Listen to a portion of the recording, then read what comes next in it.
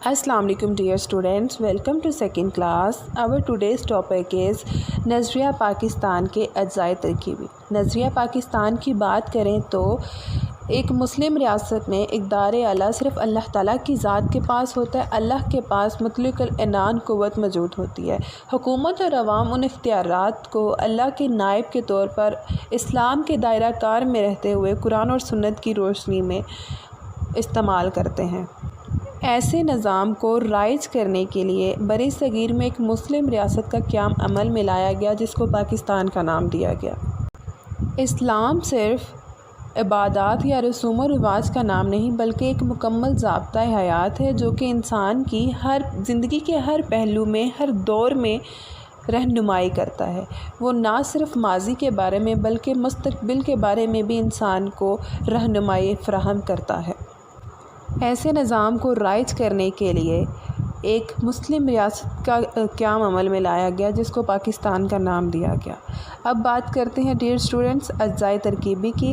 हमारी बुक में 5 अज्जाए तरकीबी का ज़िक्र किया गया है, जिसमें फ़र्स्ट वन है अक़ायद व इबादत। पाकिस्तान का क़याम इसलिए अमल में लाया गया कि मुसलमान अपनी ज़िंदगी अक़ायदात के इस्लाम में अक़ायदात के मुताबिक गुजार सकें। अगर अक़ायदात में की बात करें तो सबसे पहले आता है तौहीद। तौहीद का मतलब है अल्लाह ताला का कोई शरीक नहीं, वो वाहिद है अपनी ज़ात में, सिफ़ात में और सिफ़ात के तकाज़ों में। उसके बाद आता है रिसालत। रिसालत मतलब कि आप सल्लल्लाहु अलैहि वसल्लम के बाद ना कोई नबी आया है, ना कोई आया था, ना कोई आएगा। अगर कोई ऐसा मानता है तो वो दायरा इस्लाम से ख़ारिज है। रिसालत के बाद तीसरा अक़ीदा यौम आखिरत पर ईमान, मतलब कि एक दिन ऐसा आएगा जब हम सब को अल्लाह के हज़ूर हाज़िर होना है और अपनी ज़िंदगी के तमाम अमाल का हिसाब किताब देना है। उसके बाद चौथा नंबर है मलाइका पर ईमान, यानी कि फ़रिश्तों पर ईमान। इस दुनिया में इंसानों से ज़्यादा फ़रिश्ते मौजूद हैं, अल्लाह ताला जो कि इस कायनात का निज़ाम चला रहे हैं और इबादत कर रहे हैं। 2 फ़रिश्ते तो हमारे कंधों पर मौजूद होते हैं जो कि हमारा हिसाब किताब रखते हैं।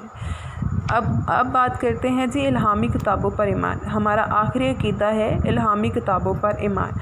हम कुरान पाक पर तो ईमान रखते हैं क्योंकि हम मुसलमान हैं। कुरान पाक के अलावा 3 और इल्हामी किताब आसमानी किताबें हैं, इल्हामी किताबें हैं, जैसे कि तौरात, ज़बूर और इंजील। इन सब पर ईमान लाना भी हमारा फ़र्ज़ है।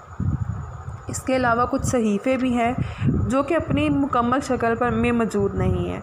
जितनी भी इल्हामी किताबें आसमानी किताबें हैं, कोई भी अपनी असल शक्ल में मौजूद नहीं है। अल्लाह ताला ने उनको एक मुकम्मल तौर पर नाज़िल किया था, पर लोगों ने अपनी सहूलतों के मुताबिक उनको मोल्ड कर लिया, उनको अपनी सहूलतों के मुताबिक उसको चेंजिंग्स उसमें ले आए। पर जो कुरान पाक है वो अपनी असल हालत में मौजूद। अब बात करते हैं इबादत की। इबादत में पहले नंबर पर है नमाज। कुरान पाक में नमाज का सबसे ज़्यादा ज़िक्र किया गया और नमाज ही अल्लाह के कुर्ब का ज़रिया है। दूसरे नंबर पे इबादत में है रोज़ा। रोज़ा इस्लाम में इसलिए फ़र्ज़ किया गया ताकि हम खुद भूखे प्यासे रह कर उन लोगों के एहसासात, उन लोगों की फीलिंग्स का पता चला सकें जो कि भूखे प्यासे रहते हैं। तीसरे नंबर में इबादत में है ज़कात। ज़कात जो है वो माल में से 2.5% फ़र्ज़ की गई, और ये इसलिए फ़र्ज़ की गई कि जो दौलत का इर्तिकाज़ है वो सिर्फ़ चंद हाथों में ना रहे, बल्कि वो जो है माशरे में सर्कुलेट करे और जो गरीब लोग हैं वो भी अपनी खुशियाँ मना सकें। उसके बाद है हज।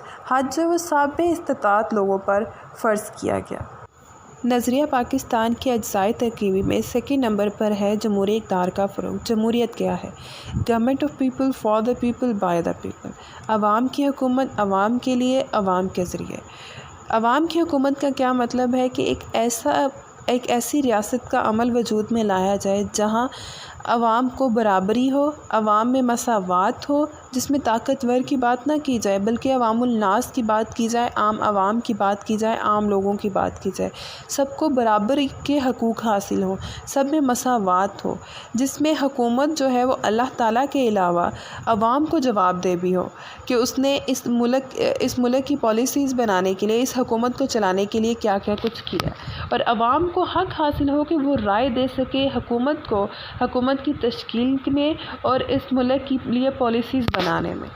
ایسے نظام کے رائج کے لیے ایک علیحدہ مسلم مملکت کا قیام عمل میں لایا گیا۔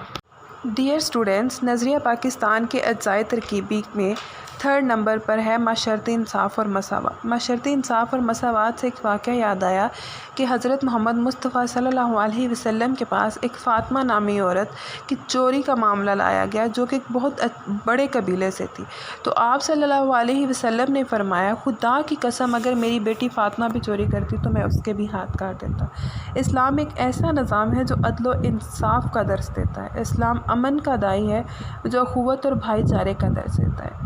اسلام کی نظر میں سب برابر ہیں، کسی کو کسی پر کوئی فوقیت حاصل نہیں، کسی طاقتور کو کسی کمزور پر بھی کوئی فوقیت حاصل نہیں، کسی کالے کو کسی گورے پر، کسی عربی کو کسی عجمی پر کوئی فوقیت حاصل نہیں۔ اسلام معاشرتی بہبود کا درس دیتا ہے۔ اسلامی نظام میں حکومت کی ذمہ داری ہوتی ہے کہ عوام کی بہبود کا انتظام کرے، عوام کے لیے یکساں عدالتی نظام مہیا کرے جس میں ہر کسی کو یکساں انصاف ملے، جس میں قانون کی علم برداری ہو، جس میں کسی طاقتور کو کسی کمزور پر کوئی فوقیت حاصل نہ ہو، سب کے لیے برابر عدالتی نظام ہو، سب کو برابر انصاف کی فراہمی ہو۔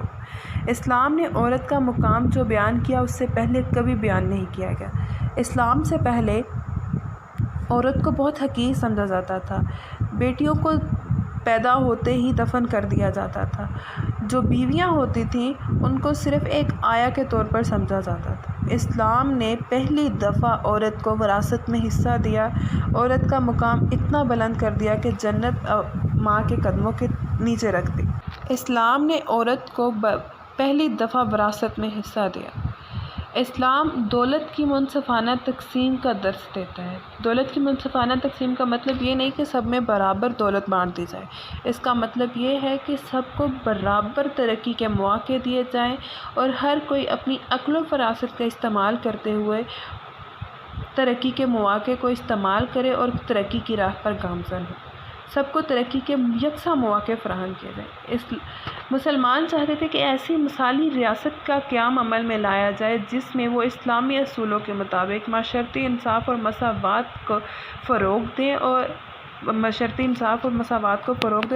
ایک ایسی اسلامی ریاست بنائی جائے جس میں وہ اسلام کے بتائے ہوئے احکامات کو مان سکے۔ نظریہ پاکستان کے اجزائے ترکیبی میں 4th نمبر پر ہے شہریوں کے بنیادی حقوق و فرائض۔ حقوق و فرائض کی بات کریں تو حقوق وہ سہولتیں ہیں جو عوام کو ریاست کی طرف سے مہیا کی جاتی ہیں۔ حقوق و فرائض ایک دوسرے پر لازم و ملزوم ہیں۔ ایک شخص کے فرائض دوسرے شخص کے حقوق بن جاتے ہیں اور ایک شخص کے حقوق دوسرے کے فرائض بن جاتے ہیں۔ اگر ایک شخص اپنے فرائض ادا کرے گا تبھی اس کو حقوق مہیا ہوں گے۔ اور ایک ریاست کے بنیادی فرائض میں شامل ہے کہ وہ اپنے شہریوں کو بنیادی حقوق مہیا کرے۔ جو وہ بنیادی حقوق کیا ہیں؟ جان کی حفاظت، مال کی حفاظت اور عزت کی حفاظت۔ کہا جاتا ہے کہ یونائٹڈ نیشن کے چارٹر میں بنیادی حقوق کی فہرست شامل کی گئی، حالانکہ ایسا حقیقت میں نہیں ہے۔ 1500 سال پہلے حضرت محمد مصطفیٰ صلی اللہ علیہ وسلم نے اپنے خطبہ حجۃ الوداع میں بنیادی حقوق بیان کیے۔ انہوں نے بتایا کہ مسلمانوں کے علاوہ اقلیتوں کو بھی مکمل حقوق حاصل ہوں گے۔ ایک اسلامی ریاست میں اقلیتوں کو مکمل تحفظ فراہم کیا جاتا ہے، وہ اپنی زندگیاں اپنے مذہب کے مطابق گزار سکتے ہیں۔ اور نظریہ پاکستان کے اجزائے ترکیبی میں 5ویں نمبر پر ہے اخوت اور بھائی چارہ۔ اسلام جو ہے وہ عمل کا داعی ہے، مذہب ہے، ایک ایسا مذہب ہے جو امن کا درس دیتا ہے، جو اسلام بھائی چارے کا درس دیتا ہے۔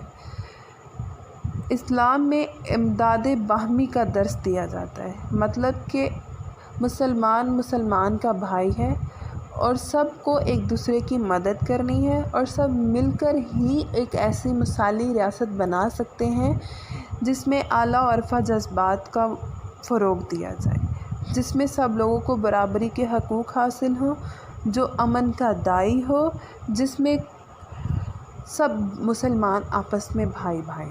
ڈیئر اسٹوڈنٹس، آج کے لیے اتنا ہی کافی ہے۔ ہمارا نظریہ پاکستان کے اجزائے ترکیبی کے بعد کا جو ٹاپک ہے وہ ہے پاکستان مسلمانان برصغیر جدوجہد کا نتیجہ۔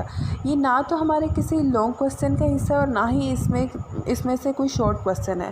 اس میں سے کچھ MCQs بن رہے ہیں، اس کو آپ لوگ انڈر لائن کر لیجیے گا، اس کی ایک دفعہ ریڈنگ ضروری لازمی کیجیے گا، اور اس میں سے جو شارٹ کوسچنس اور جو MCQs بن رہے ہیں ایکسٹرا MCQs ان کو انڈر لائن کر لیجیے گا، ان کو لکھ بھی لیجیے گا۔ اور اس کے بعد جو نیکسٹ لیکچر میں ہم لوگ پڑھیں گے تحریک علی گڑھ۔